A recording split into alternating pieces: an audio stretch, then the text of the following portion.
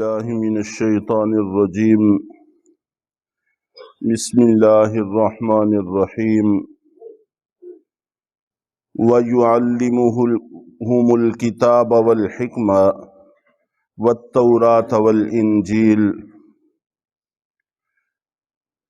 اور اللہ تعالیٰ نے ان کو کتاب اور حکمت کا علم عطا فرمایا اور تورات اور انجیل کا علم عطا فرمایا۔ وَرَسُولًا إِلَىٰ بَنِي اسرائیل، اور بنی اسرائیل کی طرف رسول بنا کر بھیجا۔ وَيُعَلِّمُهُ الْكِتَابَ وَالْحِكْمَةَ، اللہ تعالیٰ نے کتاب اور حکمت کا علم ان کو عطا فرمایا۔ بعض مفسرین کا خیال یہ ہے کہ کتاب سے مراد لکھنے کا علم ہے۔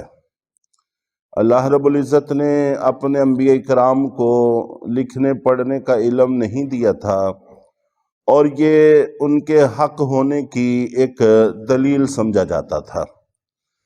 کہ لکھنا پڑھنا نہیں جانتے پھر بھی کیسی حکمت کی باتیں، علم کی باتیں، آخرت کی باتیں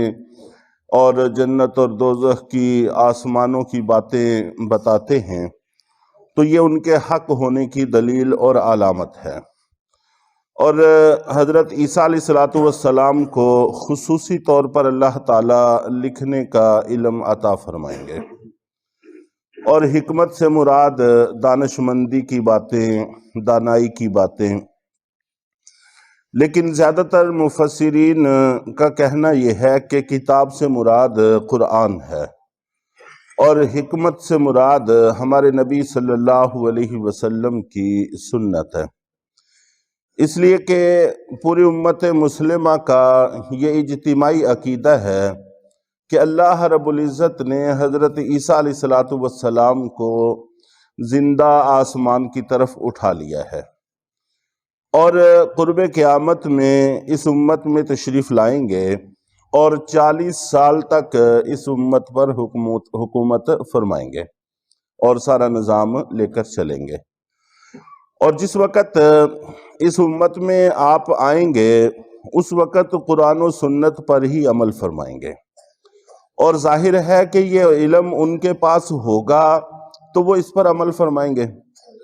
تو اس لیے یہ علم اللہ تعالیٰ نے ان کو عطا فرمایا ہے، جیسے تورات اور انجیل کا علم عطا فرمایا ہے، اسی طرح قرآن اور سنت کا علم بھی عطا فرمایا۔ ویسے بنی اسرائیل کی 2 نمازوں کا ذکر ہے کہ ان پر اللہ تعالیٰ نے 2 نمازیں فرض کی تھیں، لیکن حضرت عیسیٰ علیہ السلام اس امت میں 5 نمازیں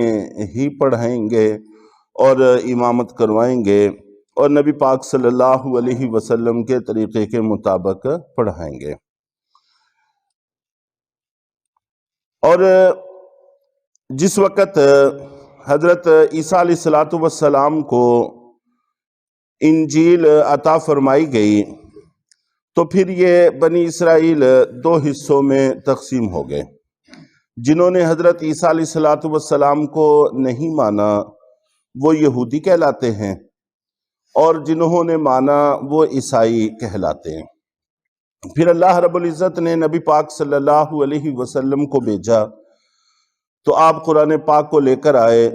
ہم نے نبی پاک صلی اللہ علیہ وسلم کو مانا، قرآن کو مانا، تو ہم مسلمان کہلاتے ہیں۔ تو جب بھی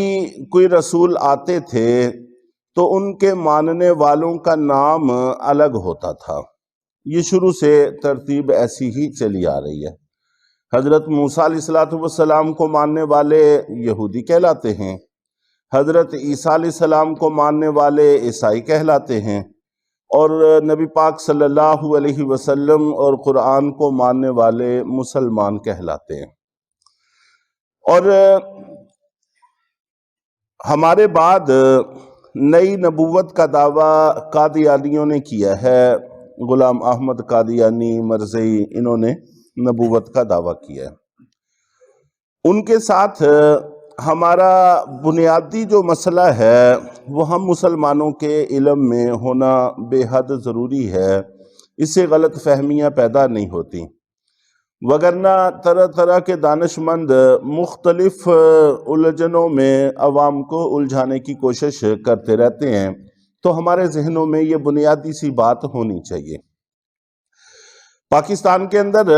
یا باقی اسلامی سلطنتوں کے اندر غیر مسلم رہتے ہیں، اقلیت کے طور پر رہتے ہیں، اقلیتوں کے حقوق ہیں، وہ حقوق ان کو دیے جاتے ہیں۔ ہمارے ملک میں ہندو بھی آباد ہیں، سکھ بھی آباد ہیں، وہ ہم کو مسلمان کہتے ہیں اور ہم ان کو ہندو یا سکھ کہتے ہیں، کوئی مسئلہ نہیں ہے۔ اسی طرح ہمارے ملک میں عیسائی بہت بڑی مقدار میں آباد ہیں، ہم ان کو عیسائی کہتے ہیں، وہ ہم کو مسلمان کہتے ہیں، ہمارا اور ان کا بھی کوئی جھگڑا نہیں ہے۔ بخلاف مرزائیوں کے کہ یہ نئے نبی کو بھی مانتے ہیں، نئی کتاب کو بھی مانتے ہیں، لیکن اس کے باوجود اپنا نام الگ نہیں کرتے، بلکہ عام مسلمانوں کو دھوکہ دیتے ہیں اور ان کے ساتھ فریب کاری کر کے ان کے ایمان سے کھلواڑ کرتے ہیں۔ بلکہ الٹا یہ